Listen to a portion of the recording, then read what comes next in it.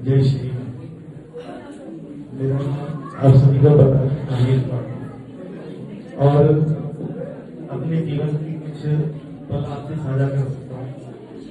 सर्वप्रथम तो यहाँ पर सभी अतिथिगण, मेरे से बड़े मेरे से छोटे सभी को मेरा स्वागत करता हूँ। मेरे विचार ये है कि जब तक हम लेने की इच्छा रखेंगे तब तक कामयाब नहीं है, और जिस दिन हम देना सीख जाएंगे उस दिन हमें हमारी आत्मा को अलग ही सुख मिलने लगेगा। चाहे वो हम अपने भाई को दें, चाहे बच्चों को दें, चाहे समाज को दें, चाहे राष्ट्र को दें, सभी व्यक्तियों को देना सीखना चाहिए और अपने बच्चों को भी देने की आदत डालना चाहिए। जैसा कि आजकल माहौल में देखा जा रहा है कि सभी बच्चे मोबाइलों में, रील में लगे हुए हैं, तो हमारा प्रयास ये है कि हमने अपनी ओर से ये खोला है राम नाम का बुक बैंक। इसके अंदर 30 पेज हैं और आप अपने सभी बच्चों से राम नाम इसमें लिखवाया करें। जो हमारे बुजुर्ग हैं वो घर में खाली बैठते हैं, उनके लिए हमने सेवा शुरू करी है नाम जप की। ये नाम जप काउंटर है, ये भी हमारी ओर से सबको सेवा में दिया जाता है। तो हमने प्रयास करा छोटा था कि देना सीखना। और मैं आपको बताऊं, 2009 में हमने अमरनाथ यात्रा के लिए लोगों से चंदा लेकर सेवा शुरू करी थी, और उस सेवा में मेरे को आपके नोएश कैंप के ही सतीश मई छावड़ा जी ने लगाया था। धीरे धीरे सेवा चलती रही तो लॉकडाउन आया। 2020 में हमने लंगर सेवा शुरू कर दी, छोटी सी, घर घर से खाना बना के ले जाते थे और गरीब लोगों में बांटते थे। फिर समाज का सहयोग मिला तो वो सेवा आज तक निरंतर चल रही है। उसके बाद हमने शुरू करा कि लावारिस डेड बॉडियों का अंतिम संस्कार। बहुत से ऐसे घर देखे गए हैं जहां पर खाने के भी पैसे नहीं है, तो वो लोग संस्कार कहां से करेंगे।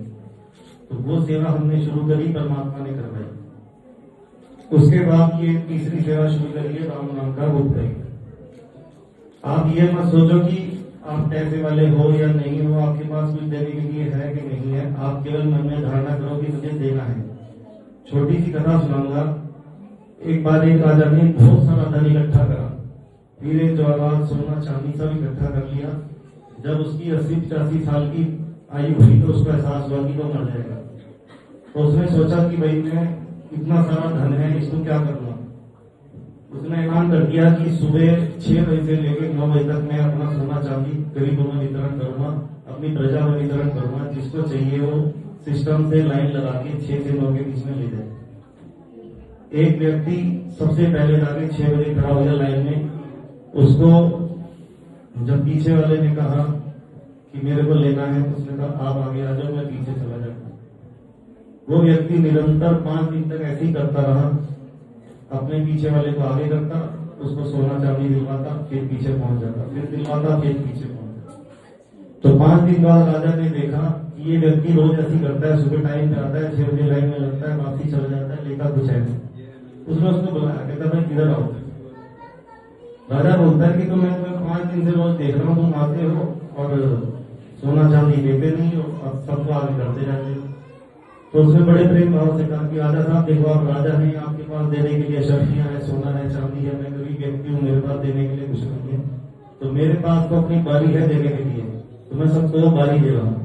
उस बारी देने से ही इतनी खुशी मिली प्रजा को कि राजा और वो दोनों बराबर रहे, कि सबने देना सीखा। तो यही विचार हम रखेंगे कि हमें देना है, लेना नहीं है। और छोटी छोटी सेवाएं समाज में बहुत होती है, जिससे हम लोगों को जागरूक भी कर सकते हैं और लोगों से प्रेरणा लेकर और आगे वितरण भी कर सकते हैं। कई बार सोचता है इंसान कि मैं ही क्यों। उस मैं ही क्यों के 2 शब्द होते हैं कि मैं ही क्यों करूं और भगवान ने मुझे ही क्यों चुना। अगर आपके गली में कोई गड्ढा है, आपको लग रहा है इस गड्ढे को हम भर देंगे, तो ये सोचे कि नगर पालिका करेगी या कोई और करेगा, तो ऐसा नहीं। आप उस सेवा करिए ताकि आपका खुद का बच्चा या आपका कोई भाई बहन उस गड्ढे में ना गिरे। कई बार देखते हैं सड़क पे कोई एक्सीडेंट हुआ, कांच बिखर गया, आप ये ना सोचो कि भाई मुझे क्यों करना है, पब्लिक करेगी या नगर पालिका करेगी, आप खुद से साफ कर सकते हो। आप एक सेवा समझ के कार्य करो। और इसी के साथ मैं आप सभी का धन्यवाद करना चाहूंगा। जय श्री राम।